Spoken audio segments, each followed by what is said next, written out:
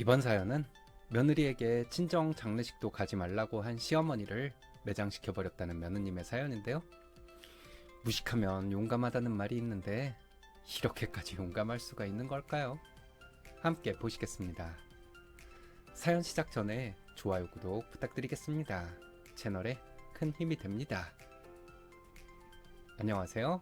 결혼한 지 7년 5살 난 아이를 키우고 있는 워킹맘입니다. 최근에 무식한 시어머니로부터 너무 경우 없는 일을 겪어서 이렇게 써봅니다. 팔은 안으로 굽는다고 자기 무시하는 건 손톱만큼도 용납을 못하면서 어쩜 며느리들한테는 그렇게 못되게 구는지 모르겠네요. 저희 남편은 이남 중에 둘째입니다. 큰아주버님이랑 나이 차이가 2살밖에 안 나고 형님이랑 저도 1살 차이 납니다. 그래서 거의 친구들처럼 모임도 자주 하고 근교 나가서 커피 마시는 일도 자주 있었어요. 자라온 환경도 비슷하고 형님 성품이 아주 예의 있는 스타일이라 저도 의지하고 따르곤 했죠. 저희 시어머니는 동네에서 똥꼬집이라는 별명이 있을 정도로 꼬장꼬장 하십니다. 어릴 적에는 집이 부자여서 집안에서 교육을 좀 받았다가 18살이 되던 해부터 가세가 기울어서 장사를 하면서 지냈다고는 하는데 그래서인지 자기가 하는 말이 무조건 맞다는 식으로 이야기를 합니다. 한두 번이면 그냥 넘어가겠는데 대화를 할 때마다 상대를 굴복시키려는 것처럼 이야기를 하니까 아들들도 시어머니랑 이야기하기를 싫어해요. 명절이나 제사 때 같이 식사를 할 때 다른 사람들은 말 한마디도 안 하고 밥만 먹고 있는데 시어머니 혼자 일장연설을 늘어놓습니다. 남편의 도리, 아내의 내조 이런 것들에 대해서 쉬지도 않고 이야기하는데 진짜 귀에서 피가 날 정도예요. 그래도 그 말에 하나라도 토를 달면 자기를 무시한다 어쩐다 말이 많으니까 다들 조용히 듣고만 있는데요. 어떨 때는 너무 얼토당토하는 말을 해서 입을 콱 막아버리고 싶을 때도 있었어요. 예를 들면 저희 아이는 남자애라 그런 경우가 거의 없는데 형님네는 첫째가 딸이거든요. 근데 시어머니가 남녀차별이 엄청나요. 조카가 공부를 좀 하는데 언어 쪽 소질이 있는 것 같아서 초등학교 저학년 때부터 영어를 탄탄하게 가르치는 학원에 보낸다고 하니까 여자가 무슨 출세를 하겠다고 그렇게 비싼 학비를 들여가면서 교육을 시키냐고 하는 겁니다. 참나, 요즘 세상이 어떤 세상인데 자기도 여자면서 그런 이야기를 하는지. 그래서 형님이 지금까지 사교육도 많이 안 시켰는데 초반에 기초를 다질 수 있도록 좀 지원을 해보려고 한다. 요즘에는 여자들이 더 공부를 잘하니까 나중에 좋은 대학 수월하게 가도록 도와줘야 하지 않냐 하면서 웃으며 이야기를 했거든요. 근데 글쎄 애들 아빠 월급 타서 그런 대로 다 나가게 하면 그거 순 낭비 아니냐면서 여자들은 그냥 남자보다 덜 튀게끔만 집에서 교육하면 된다는 식으로 억지를 부리더라고요.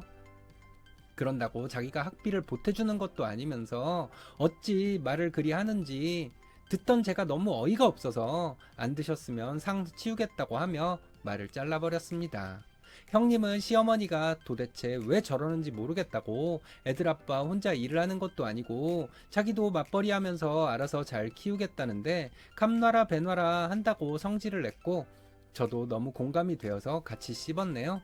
이런 게 한둘이 아닙니다. 이사를 가면 이사를 가는 대로 쫓아와서 집이 어쩌니 인테리어는 이렇게 하면 안 되니 별 시덥지도 않은 참견을 해대고 한 달에 한 번씩은 반찬을 해주는데 생색이란 생색은 다 내요. 근데 맛이 하나도 없어서 이제 그만해 주셔도 된다 돌려 말해도 그동안 저희가 받아먹은 버릇이 들어서 반찬 없으면 못 살 것 같으니 힘 닿는 데까지는 해주겠다고 하시더라고요. 그래서 맛이 좀 싱거워서 그렇다고 슬쩍 말을 하면 저희한테 입맛이 저렴해서 그렇다고 너희들이 요리를 뭘 아냐는 식으로 타박을 합니다. 그러고는 월에 30만원씩은 받아가니까 어이가 없죠. 형님이랑 저랑 언제 한 번은 들고 일어나자 우리가 좀 할 말을 할 필요가 있다면서 벼르고 벼러운 세월이 벌써 7년이나 되었습니다. 저희도 그동안 쌓인 게 이만저만이 아니었어요. 근데 최근에 시어머니가 그런 곳에 휘발유를 붓고 불을 내버린 사건이 생긴 겁니다. 형님네 오빠 와이프가 수년 동안 입원 생활을 하다가 최근에 생을 달리하셨는데요. 워낙 투병 기간 동안 이야기를 많이 듣기도 하고 사이가 좋은 편이어서 형님도 많이 힘들어했습니다. 아직 애들도 어린데 엄마 없이 어떻게 자랄지 걱정이라며 제 앞에서 눈물을 보인 적도 있었죠.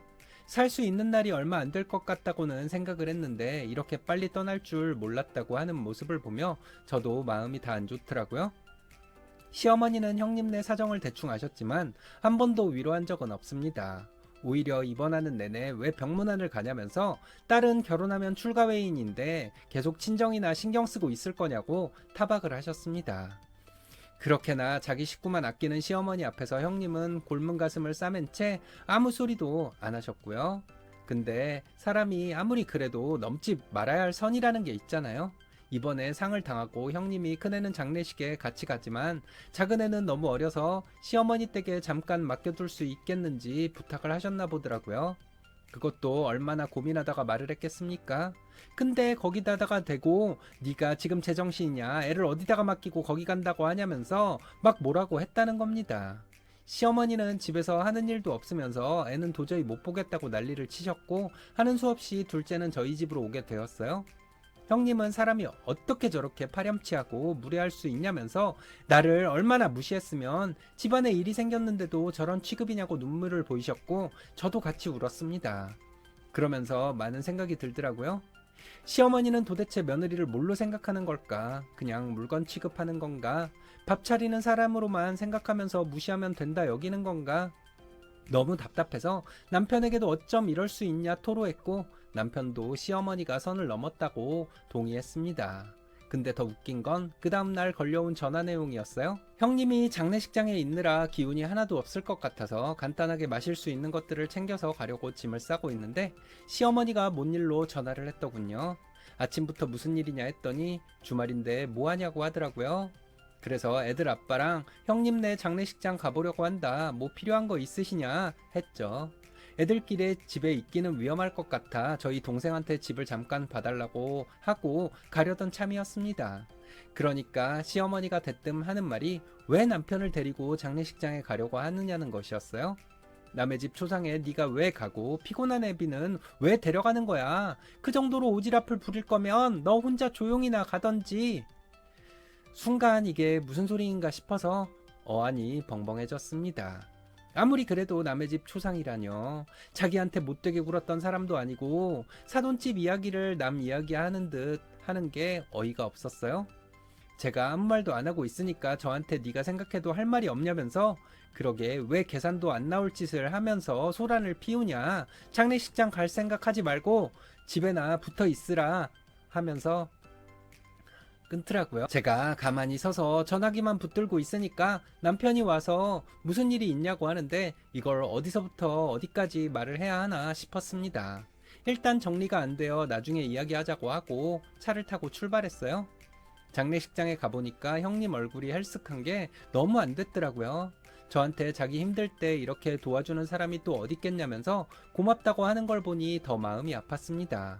돌아오는 길에 남편에게 시어머니가 전화로 했던 말을 전해야 하겠어서 운을 띄웠어요. 당신은 우리 집에 무슨 일이 생기면 형님이나 아주버님한테 알리지 않을 거냐? 내가 형님한테 좀 와서 도와달라고 하면 싫어할 거냐고요? 그랬더니 가족끼리 무슨 소리냐? 힘든 일은 나누는 게 맞지 않냐? 하는 겁니다.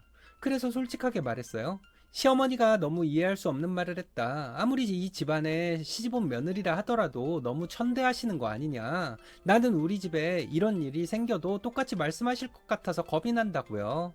그러니 남편도 얼굴빛이 창백해지면서 부끄러운지 아무 말도 못하고 있었습니다. 그래서 먼저 못 박아서 이야기했어요.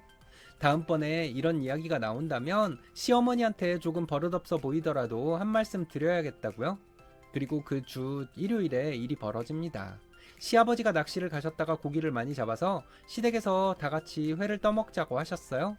당연히 저랑 형님은 빨리 가서 상 차리고 음식을 했고요. 남자들은 거실에 앉아서 TV를 보고 있었습니다. 회가 싱싱하니 좋아 보이더라고요. 시아버지도 콧노래를 흥얼거리며 회를 뜨셨습니다. 그렇게 다 같이 상에 둥글게 모여 회를 한 입씩 넣고 있는데 갑자기 시아버지가 형님에게 장례식은 잘 치렀냐고 물으셨어요. 사돈 총각은 마음이 좀 괜찮은지 집안 분위기는 어떤지 묻고 있는데 시어머님은 입을 삐죽거리면서 회만 쑤셔넣더라고요. 그 모습이 어찌나 밉던지 왜 입을 삐죽거리시냐 따져 묻고 싶었습니다. 형님은 덕분에 잘 치렀고 오빠네는 종종 들여다보면서 도와주려고 한다고 대답했죠. 그러자 시어머니가 너네 애들도 키우기가 힘들 텐데 무슨 오빠네를 도와주려고 그러냐고 하더군요. 평소 같으면 좋게 말하고 넘어갈 법한 일이었지만 형님도 이번에는 못 참겠는지 그럼 누구처럼 가족일 나몰라라 하고 살아야 하냐고 반문을 했습니다. 순간 분위기가 싸해지면서 서로 눈치를 받고 시아버지는 시어머니가 이전에 어떤 이야기를 하신지 모르니까 어떤 개념 없는 인간이 이 정도 가족 일을 나몰라라 하냐면서 같이 욕을 해주셨어요. 저는 이때가 시어머니한테 한 방 먹일 기회라고 생각이 들었고 시아버지한테 말하는 척 돌려가기 시작했습니다. 그러니까요, 아버님. 원래 지방 경사는 초대받은 사람만 가는 거지만 애사는 찾아서 챙겨야 하는 거 아니겠어요? 이번에 형님 일도 그렇고 사람이 어렵고 힘들 때 딱 바닥이 드러나는 것 같아요. 약삭 빠른 사람들은 힘들 때일수록 자기 생각만 하니까요. 시어머니는 얼굴이 빨개지면서 씩씩거리셨고 그걸 아는지 모르는지 시아버지는 제 말에 동조하시며 자기 생각만 하는 것들은 인간 말종이라 상종을 하면 안 된다고 웃으셨습니다. 저는 이 기세를 이어 시아버지께 하나 더 질문을 했어요. 만약 저희 친정에 안 좋은 일이 있는데 형님이 그걸 본체만체 하거나 왜 도와줘야 하냐는 식으로 나온다면 어떻게 할 거냐, 집안의 어른으로서 교육하실 거냐 물었습니다. 그랬더니 시아버지가 잠깐 생각하시더니 그 정도로 수준 낮은 사람이 우리 집 며느리일 리가 없다면서 기본적인 도리도 모르는 인간은 짐승만도 못한 건데 무슨 교육이 필요하겠냐, 짐승처럼 훈련을 시켜야 하는 거 아니겠냐 하셨죠. 그쵸, 아버님. 짐승도 그렇게 도리를 모르진 않을 거예요. 저는 시어머니 들으라고 일부러 속을 더 긁어놓는 말을 했어요. 식사가 끝날 때까지 시어머니는 말 한마디도 안 하셨고 설거지할 때 주방으로 와서 저에게 따로 보자고 하시더라고요. 그래서 어디 갈 필요 없고 여기서 말하자고 했습니다. 시어머니는 밥 먹을 때 자기 들으라고 한 말이냐며 따져 물으셨어요. 인성 나쁜 인간들이 자기 욕할 때는 더 잘 알아듣는 건지 딱 긁힐 것에 긁혔더라고요. 그래서 맞다고 했습니다. 어머님은 인간 같지 않은 짓을 너무 많이 하고 사셨다. 형님도 그렇고 저도 그렇고 다 이 집안 식구인데 어떻게 그딴 식으로 하실 수가 있냐 했죠. 시어머니는 지금 네가 세상을 너무 모르고 그런 소리를 하는 거라며 열을 올리셨는데요. 옆에서 듣고 있던 형님이 카운터 펀치를 날렸습니다. 어머니, 진짜 해도 너무하시네요. 부려먹을 때는 좋고 챙겨줘야 할 때는 짐짝 같은가요? 저도 이런 집 며느리 안 하고 싶습니다. 다정하고 말 한마디 따뜻하게 해주시는 시어머니가 좋지 누가 이런 집에서 시집살이 하고 싶겠어요. 그러고는 시어머니가 진심으로 반성할 때까지 다시는 시댁에 오지 않겠다고 하고는 집으로 가버렸어요. 주방에서 큰 소리가 나자 남자들도 다 달려왔고 시아버지는 무슨 일인지 물으셨습니다. 그래서 지금까지 있었던 일들에 대해서 다 얘기해버렸죠. 그랬더니 아주버님은 어떻게 맏며느리한테 그럴 수 있냐며 같이 따라 나갔고 시아버지도 심하게 충격을 받은 모습이었습니다. 저는 하루 이틀의 일이 아니기 때문에 별로 크게 타격은 없지만 어머님도 고민해보셔라. 말 한마디로 천냥빚을 갚는다던데 어머님은 매번 만냥빚을 지고 사시니 끝이 좋을 수가 있겠냐 해버렸어요. 그리고 형님 마음이 풀릴 때까지 저도 시댁에 오는 일은 없을 거라고 말씀드렸습니다. 한마디도 못하던 며느리들이 동시에 난리를 치니까 아마 당황했을 거예요.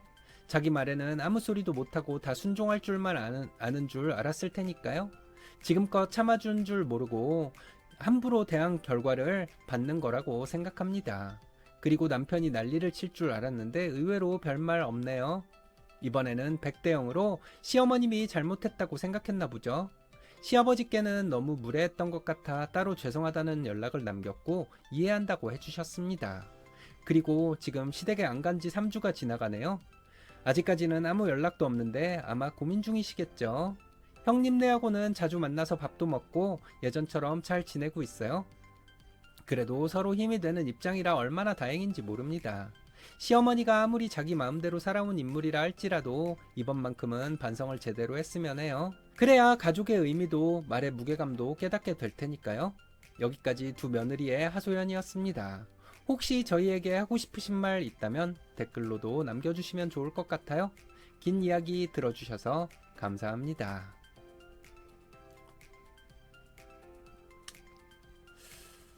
교육받지 못한 부분이 있으면 늙어서라도 교육받아야 하는 거죠.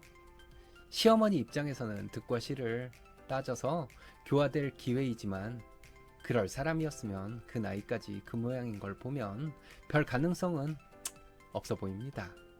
시어머니 같은 사람은 모든 사람이 자기를 비난하더라도 자기를 바꾸는 것은 절대 용납 못할 일이니까요. 그게 그런 사람들의 신념이고 종교 같은 거더라고요. 이제 시작이네요. 시어머니가 스스로 잘못을 인정할 때까지 스이님과 형님이 먼저 손을 내밀지 않으시는 게 그게 중요할 것 같아요. 쉽게 용서하면 이번 이벤트가 그저 작은 이벤트로 퇴색될 것 같으니까요.